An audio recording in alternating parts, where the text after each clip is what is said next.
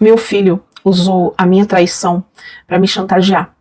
E eu nunca mais fui a mesma. Eu cometi um erro no meu casamento. Achei que o pior seria meu marido descobrir. Mas quem descobriu primeiro foi o meu próprio filho.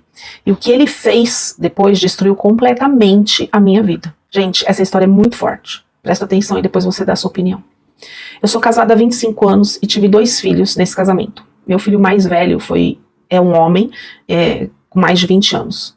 Há cerca de 2 anos eu cometi o maior erro da minha vida. Eu trabalho na área de beleza, lido com muitas pessoas, faço cursos, participo de eventos e foi justamente um desses cursos que eu reencontrei um ex-namorado. Foi alguém que marcou muito a minha juventude. Quando eu o vi de novo, eu senti meu coração acelerar como se o tempo tivesse voltado. A gente começou a conversar, nós tomamos um café e aos poucos a gente foi retomando o contato. E ele pediu meu telefone e dali em diante tudo saiu do controle, né, gente? Vocês já imaginam. Meu casamento já estava frio, eu me sentia distante do meu marido, carente, sem atenção. Isso não justifica o que eu fiz, mas foi nesse momento de fragilidade que eu acabei cedendo. Nós começamos a nos encontrar escondidos. Ele também era casado, mas dizia que estava praticamente separado e que nunca tinha me esquecido. Dizia que sempre me amou, que o nosso relacionamento nunca saiu da cabeça dele, enfim. Eu fui acreditando. Como meu trabalho exigia que eu saísse bastante, meu marido nunca desconfiou de nada. Só que um dia aconteceu aquilo que eu jamais poderia imaginar. Meu filho mais velho viu a gente juntos.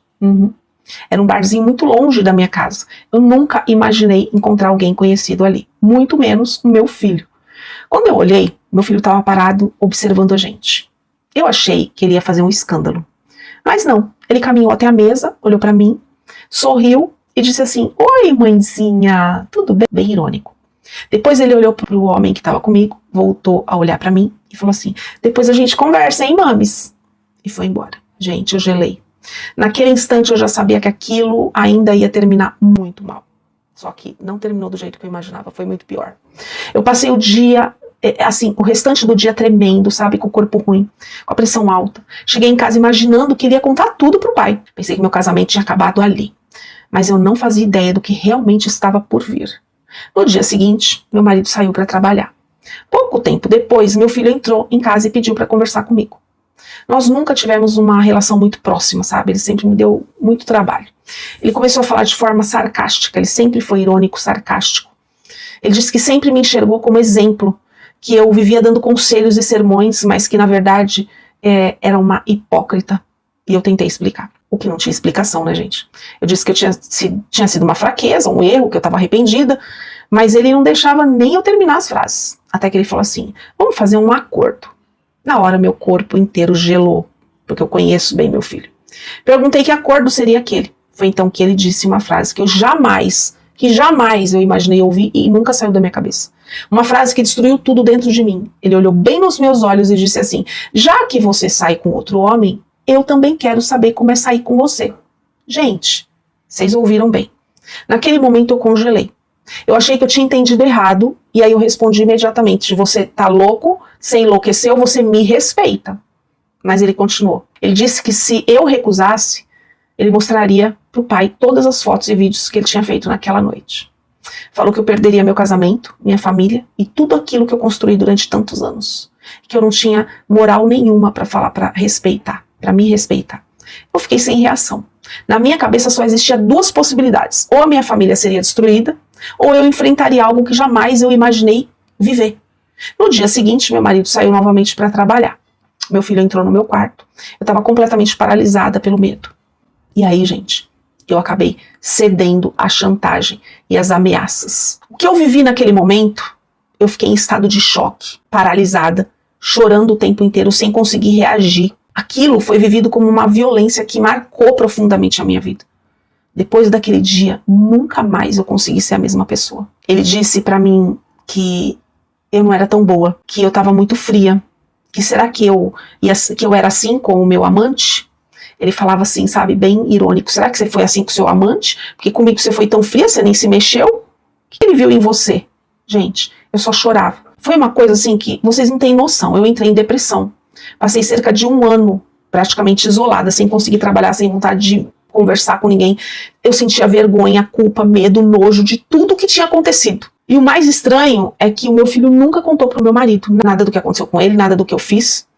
Também nunca voltou a me ameaçar, a me chantagear. Pouco tempo depois ele saiu de casa para morar em outro lugar e a gente nunca mais teve contato. Meu marido perguntava por que eu estava em depressão, né?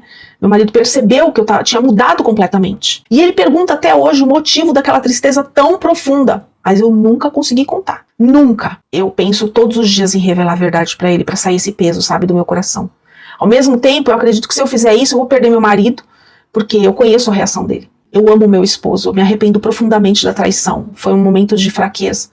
E carrego uma dor imensa por tudo que aconteceu depois. Eu precisava desabafar, porque eu nunca tinha contado isso pra ninguém. Apenas eu e meu filho sabem do que aconteceu. Mesmo ele estando longe, as marcas daquele episódio continuam presentes até hoje. E essa é a minha história. Gente, o que você faria diante dessa situação? Você contaria a verdade pro marido? Ou você guardaria esse segredo pra sempre? Você cederia?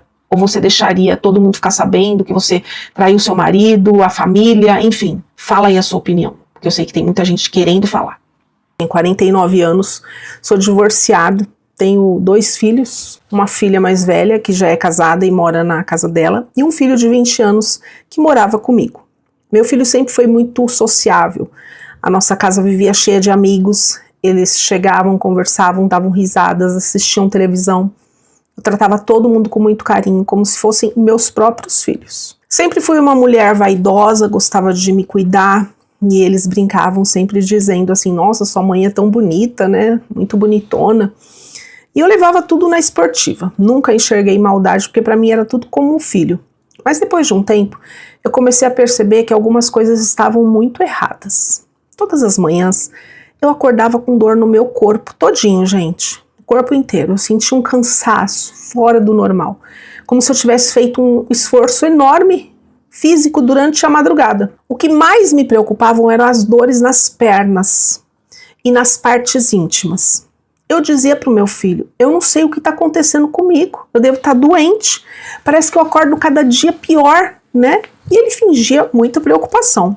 Dizia que talvez eu precisasse procurar um médico, né, para ver, fazer alguns exames, só que tinha uma outra coisa muito estranha. Meu sono sempre foi leve. Sempre, eu acordava por qualquer coisa, eu costumava levantar durante a madrugada para beber água, para ir no banheiro. De repente, isso simplesmente parou. Eu apagava completamente, gente. E acordava só no outro dia. Era como se existisse um vazio entre o momento em que eu ia dormir e o momento que eu acordava no outro dia. Além disso, eu percebia detalhes estranhos no meu quarto. A minha camisola parecia sempre diferente. O lençol amanhecia completamente bagunçado. E eu tinha certeza de que eu tinha dormido praticamente na mesma posição. Assim, não tinha me virado. Aquilo começou a me deixar desesperada. Meu coração dizia que tinha algo acontecendo dentro da minha casa, no meu quarto em especial. Especificamente, né? Mesmo assim, eu nunca desconfiei do meu filho. Até que um dia eu resolvi descobrir a verdade. Eu comprei uma câmera pequena, escondi dentro do meu quarto, sem contar para ninguém. Naquela noite tudo aconteceu como sempre. Meu filho preparou um suco, insistiu para eu tomar, para eu relaxar. Ele sempre fazia isso, né, perto da meia-noite. Pouco tempo depois eu comecei a sentir muito sono e fui pro quarto. No dia seguinte eu peguei a gravação. E o que eu vi ali, assim, destruiu a minha vida. Depois que eu adormecia, meu filho entrava no quarto e dizia para os amigos que eles podiam entrar, porque eu já estava desacordada. Um por um. Eles entravam enquanto faziam pagamentos para ele pelo celular.